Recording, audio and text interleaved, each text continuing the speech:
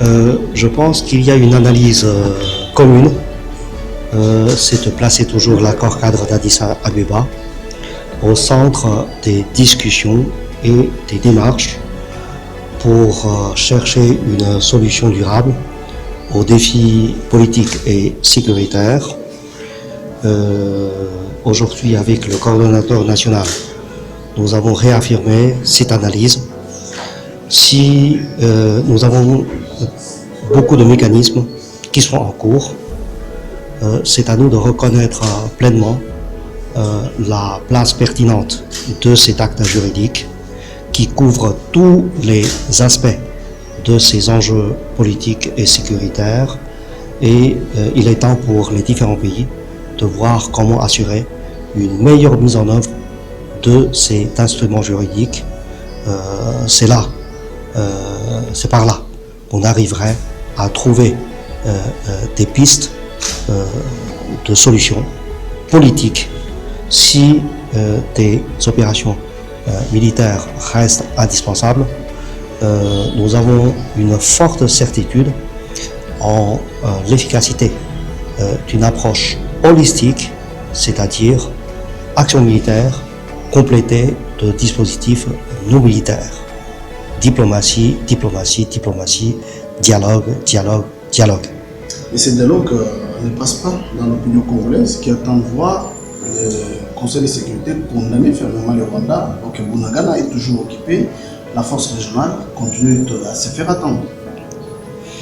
La communauté internationale encourage les pays de la région des Grands Lacs à engager des dialogues plus sérieux, plus francs, plus sincères, pour s'attaquer vraiment aux causes profondes de l'instabilité, aux causes profondes de ces enjeux politiques et sécuritaires.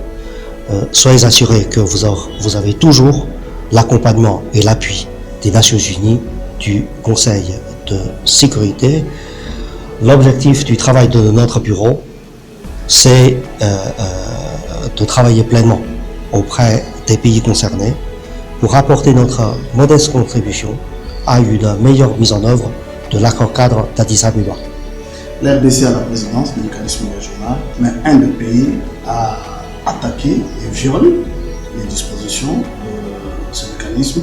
Est-ce que vous allez dire au Rwanda de cesser tout appui militaire pour une en RDC?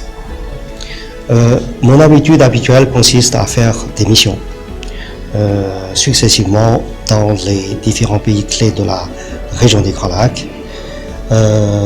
Après Kinshasa, j'irai probablement à Luanda et à Kigali. Soyez assurés qu'au nom des Nations Unies, je tiendrai toujours ce discours conséquent.